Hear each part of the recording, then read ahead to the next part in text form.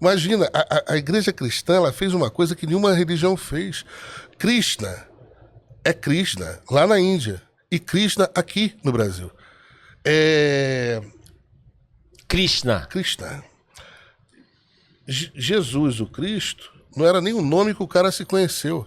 O nome era Yoshua, Yoshua Ben Pandira, Yoshua. E aí, mas também com esse nome norte-africano, palestino, como é que a gente vai vender esse cara? Esse cara com esse cabelo carapinha, já tem aí pesquisas mostrando como é que era a aparência do cara, malandro. Pros padrões estéticos aí, europeus, feio pra caralho. Sim, mas enfim, sim. Resultado, criaram aquela figura vendável. Carioca é muito bom falando, né? Feio pra caralho. Pegaram aquela cultura aquela criatura vendável e tá lá o cara falou, isso aí, ó, a gente vai vender isso aí pros caras. Os europeus vão comprar isso aí. Eu falei, mas, não, e esse nome, Yoshua? Não, a gente não fala Yoshua, a gente chama ele de Jesus. Jesus, quer dizer, eles modificaram o nome da sua principal divindade. Mas ele era, de fato, um ser que realmente veio como um salvador, na sua visão? Olha, na minha visão... Ou isso também é um folclore, na sua visão? Na minha visão, Yoshua Ben Pandira era um rabi, como eles mesmos dizem, porque os hebreus, quando lidaram com ele, que trataram com ele pessoalmente, chamavam ele de rabi. Rabi quer dizer professor ou mestre. Só isso. Mas era iluminado? Era... assim como... Ou não? Assim como Manes...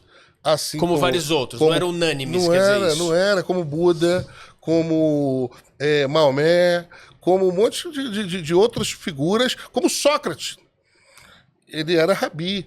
Os hebreus nunca atribuíram a ele, os hebreus, né, só os hebreus que converteram, né, eram seguidores dele. Mas até então, tirando esses seguidores dele, ele era respeitado como um rabi, como um professor.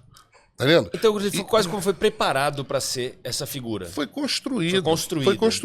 É uma figura de marketing muito forte. Paulo, ou Saulo, que não era palestino, assim, palestino de residente, né? Ele era descendente de hebreus, né? Era palestino, assim, ele já não residia tanto na Palestina, né? Ele já era, quando eu falo isso, eu não estou dizendo que ele não nasceu na Palestina, não nasceu naquela região ali do Oriente Médio. É Israel, né? Aquela região de Israel. Ele era um cara do mundo, ele era viajado, ele falava grego, ele falava latim. Paulo ele era inquisidor romano. Ele não era o pescador igual Pedro, um agricultor igual não sei quem. Ele não era um cara tacanho e com cultura medíocre. Não, ele era um cidadão do mundo.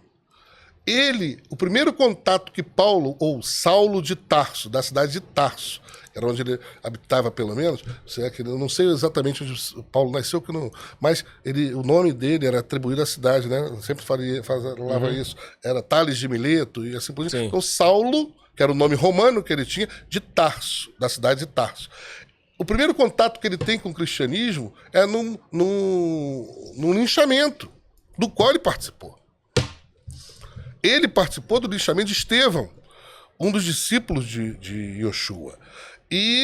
Por quê? Porque porque a política e religião eram muito preocupantes naquela época. Então eles estavam criando um furdunço político e religioso, então eles mandaram o inquisidor dele lá, vai lá ver que negócio é esse aí que está pegando. E eles acabaram com a raça do Estevão, que conheceu Yoshua, que era discípulo direto de Yoshua.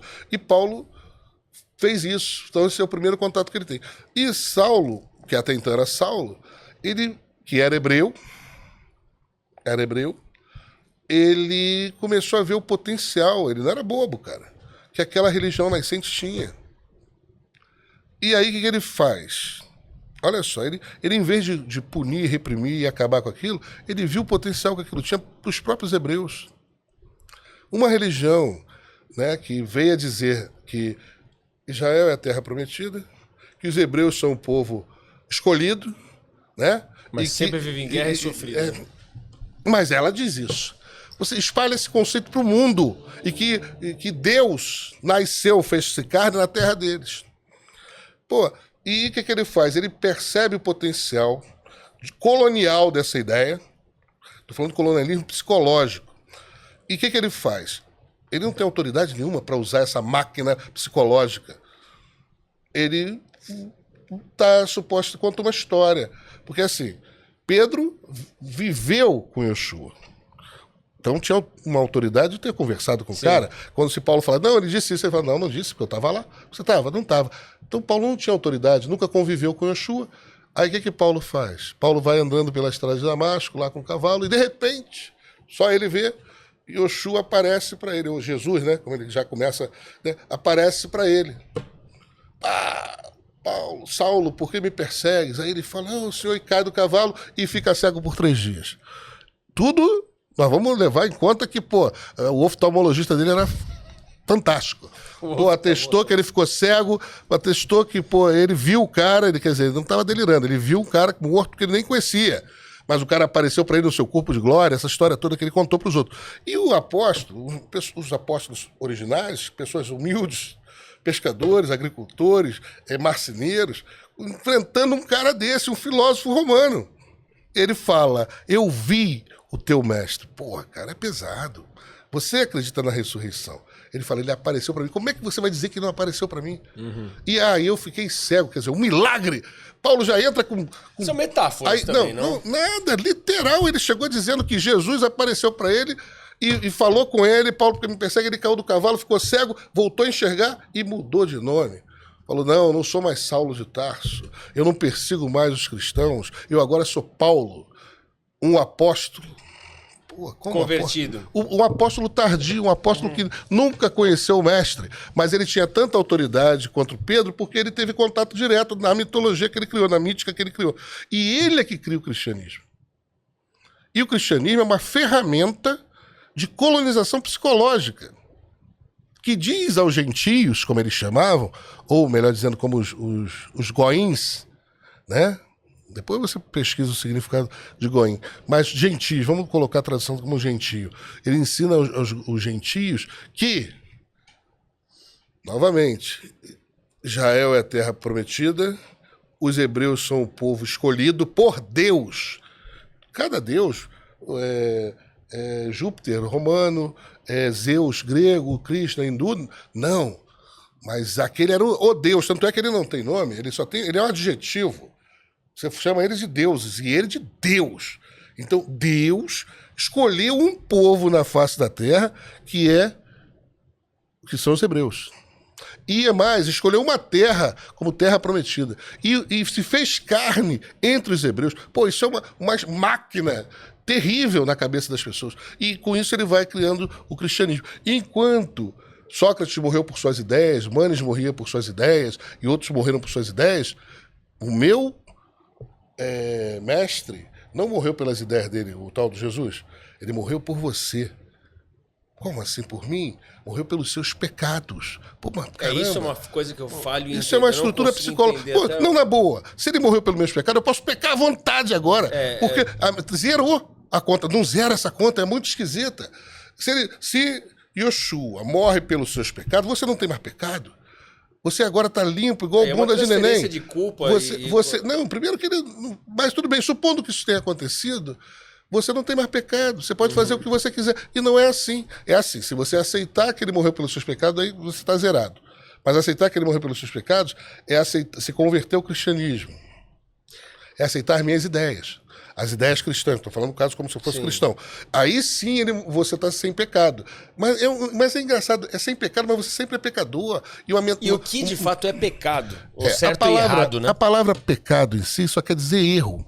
Então. Só quer dizer erro. É certo ou errado. Então, assim, você dizer para uma pessoa humilde que o mestre deles, é Deus, encarnado e alguém na vai carne, castigar, e que ele morreu pelos seus pecados. O cara fica extremamente grato.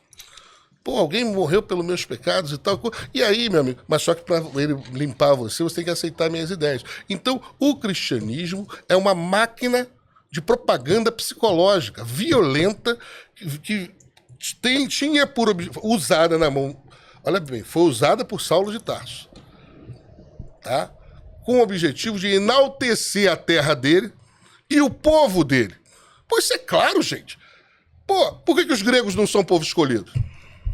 Por que qualquer outro não é? Não, dei um exemplo grego. Sim. Por que não? E por que sei lá, a Austrália não é a terra... Sim. Porque eles disseram que isso foram. Ele disse. Tomaram para si Eles tomaram para si isso e jogaram esse título por goela abaixo de todo mundo.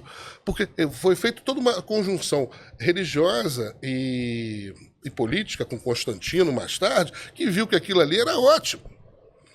Nenhuma religião diz para você pagar impostos. Pagar impostos faz parte da questão do Estado. E eles pegaram aquela conversa da moeda, que chegaram com a moeda para Yoshua e falaram assim, pô, a gente deve pagar impostos? Aí ele diz, pô, dá a César o que é de César, e a Deus o que é de Deus. Aí então, vê bem, uma questão assim, tipo assim, pô, cara, não tem nada com isso. O nego usa isso aí como uma metáfora para, olha, você tem que pagar os impostos. Cara, quando Constantino viu esse negócio, ensina o povo a ser cordato, obediente, submisso, frugal e pagar imposto. Que religião que faz isso? Constantino, que estava com uma série de insurgências, ele olhou aquilo ali e ele se converte ao cristianismo e torna o cristianismo religião estatal. E mais do que isso, ele leva essa religião estatal para os povos colonizados por ele. Porque antes dos soldados chegavam os missionários, quebrando o teu espírito.